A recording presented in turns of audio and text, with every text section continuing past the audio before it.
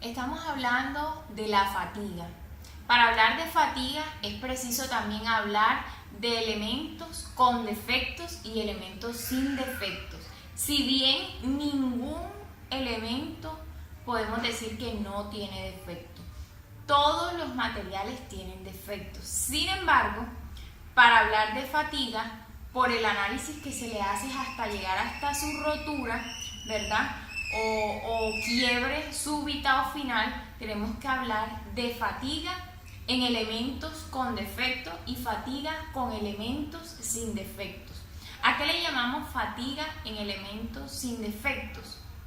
Es esa fatiga que opera en materiales que propiamente no tienen, por ejemplo, como uniones o ese material en particular no tiene como fisuras propias.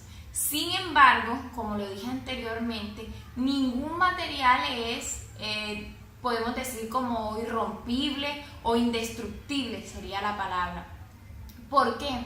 Porque si bien lo que pasa con la fatiga en elementos o materiales que sean sin defecto, no es que en realidad nunca se rompan o que sean indestructibles, solo que el proceso de fatiga es mucho más largo, porque esos materiales presentan una fisura o un desgaste, ¿sí? O una fatiga que no viene ligada a una fisura o a algún debilitamiento inicial, sino viene un proceso de debilitamiento, de desgaste o de fatiga de manera en el núcleo.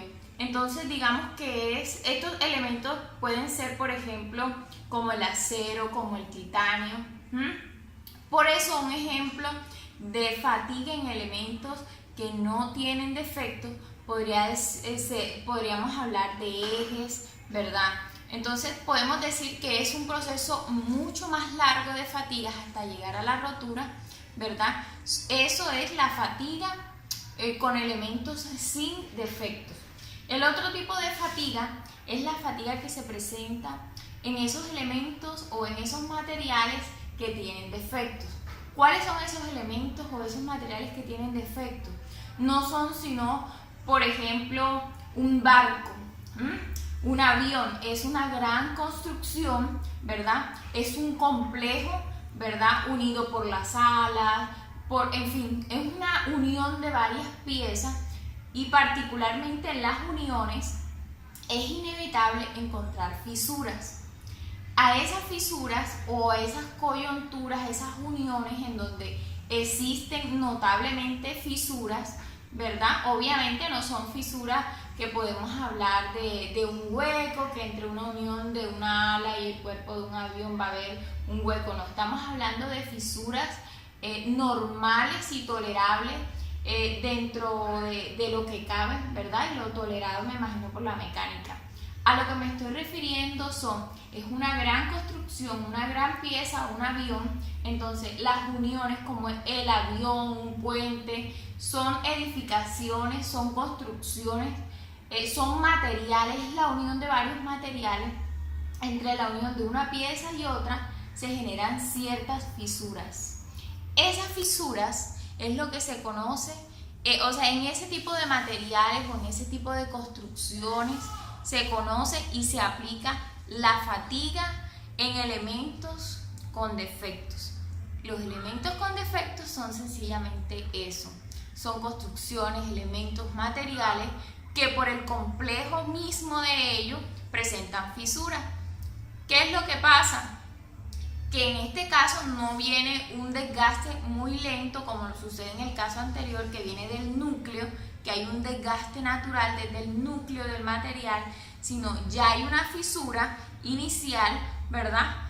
Como decimos, hay una pequeña heridita. Entonces lo que pasa es que si bien entendemos y nos quedó claro que la fatiga es el desgaste de un material, cuando número uno o lo sometemos a repeticiones cíclicas en donde le aplicamos peso y esfuerzo, o número dos, donde se le hace un esfuerzo a ese mismo material y lo que provoque es que después de un tiempo al que le llamamos fatiga, ¿verdad? Que se esfuerce el material, llega al punto de rotura. Entonces con estos La fatiga con estos elementos o materiales que tienen defecto sucede mucho más rápido porque ya hay una fisura, entonces el proceso de fatiga es más corto hasta que llegue al deterioro o que llegue lo que llamamos el quebrantamiento del material o la rotura final o súbita.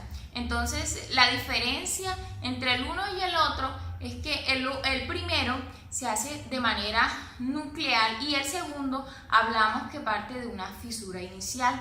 En el primero se da un proceso mucho más lento de fatigas hasta llegar a una fisura inicial y empieza un proceso igual de lento pero un poco más rápido luego que se crea la fisura inicial hasta la rotura. En el segundo tipo de desgaste o de fatiga el proceso es mucho más rápido de fatiga, ¿verdad? Eso quiere decir que es muy posible la rotura en menor tiempo. Estos son los dos tipos de fatiga que se presentan según el tipo de material en el que se esté empleando el ensayo o que se quiera evaluar o medir la fatiga.